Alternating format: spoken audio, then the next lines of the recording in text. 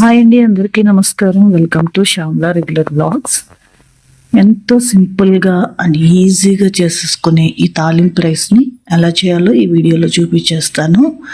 Morning time హడావిడి లేకుండా సింపుల్గా ఇచ్చేసి లంచ్ బాక్స్ పెట్టేయండి, చాలా ఇష్టంగా తింటారు. ఇది ప్రాసెస్ ఏంటో చూసేద్దాం.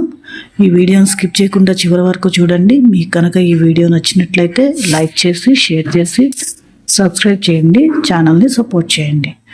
దీనికోసం బాండీలో ఆయిల్ తీసుకొని ఒక 2 స్పూన్స్ ఆయిల్ తీసుకొని అది ఆయిల్ హీట్ అయిన తర్వాత దానిలో పచ్చిశనగపప్పు మినప్పప్పు వేసి దోరగా వేయించుకోండి. అవి కొద్దిగా వేగిన తర్వాత దానిలోకి జీలకర్ర ఆవాలు తీసుకొని ఆవాలు చిటపట్లాడే వరకు వేయించుకోవాలి. ఇప్పుడు దానిలోకి వేరుశనగ గుళ్ళు అలాగే కొద్దిగా జీడిపప్పు తీసుకోండి. ఈ వేరుశనగ గుళ్ళు అనేవి ఆప్షనల్ అండి, వేసుకుంటే బాగుంటాయి. వేసుకొని అవి దూరగా వేగే వరకు వేయించుకోవాలి. కొద్దిగా బ్రౌనిష్గా వచ్చేలాగా వేయించుకొని దానిలోకి ఒక ఎండుమిర్చి తుంచి వేసుకుంటున్నాను. అలాగే దానిలోకి కొద్దిగా ఒక పచ్చిమిర్చి చీలికలుగా కట్ చేసి అది కూడా వేసుకోవాలండి. అలాగే కొద్దిగా కరివేపాకు వేసుకొని మొత్తాన్ని కూడా ఒకసారి కలుపుకొని వేయించుకోవాలి. ఈ మొత్తం వేగిన తర్వాత దానిలోకి కొద్దిగా పసుపు కొంచెం కారం తీసుకొని ఒకసారి కలుపుకొని 1 నిమిషం పాటు వేగనివ్వాలి. హైలో పెట్టకూడదు, సిమ్లో పెట్టేసి వేయించుకోండి, కారం మాడిపోకూడదండి. అలా 1 నిమిషం పాటు వేగిన తర్వాత ముందుగా ఉడికించి పొడిగా ఉడికించుకుని చల్లార్చుకున్న రైస్ని కూడా వేసుకోవాలి. అన్నం పొడిగా ఉండాలండి, మెత్తగా ఉంటే ఈ రైస్కి టేస్ట్ ఉండదు.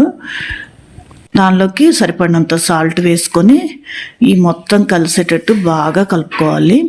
కారం ఉప్పు అన్నీ అన్నానికి పట్టి బాగా కలిసేలా మొత్తం బాగా కలుపుకోవాలండి. ఇలా కలుపుకొని ఒక 2 నిమిషాల పాటు ఫ్రై చేసుకోవాలి. ఇలా ఒక 2 నిమిషాల పాటు బాగా ఫ్రై చేసుకున్న తర్వాత దానిలోకి కొత్తిమీరను కొద్దిగా ఆనియన్ చీలికలు పచ్చి ఆనియన్ని చీలికలుగా కట్ చేసుకొని వేసుకోండి. తినేటప్పుడు టేస్ట్ బాగుంటుంది. మీకు కనుక పచ్చి ఆనియన్స్ తినటం ఇష్టం లేకపోతే స్కిప్ చేసేయండి, కానీ అవి వేసుకుంటే బాగుంటుందండి. అంతేనండి, సింపుల్గా అండ్ ఈజీగా చేసేసుకొని తాలింపు రైస్ రెడీ అయిపోయింది. సూపర్ టేస్టీగా ఉంటుంది. మార్నింగ్ టైము హడావిడి లేకుండా లంచ్ బాక్స్ పెట్టేయచ్చండి, అంతే టేస్టీగా కూడా ఉంటుంది. లంచ్ బాక్స్ ఖాళీ చేసుకొని ఇంటికి తీసుకొచ్చేస్తారు, అంత టేస్ట్గా ఉంటుంది. తప్పకుండా ట్రై చేయండి. ఈ రెసిపీ ఎలా వచ్చిందో కామెంట్ సెక్షన్లో షేర్ చేయండి. ఇంతేనండి వీడియో. ఈ వీడియో కనుక మీకు నచ్చినట్లయితే లైక్ చేసి షేర్ చేసి ఛానల్ని సబ్స్క్రైబ్ చేసుకొని సపోర్ట్ చేయండి. అంతేనండి, ఉంటానండి. Thank you.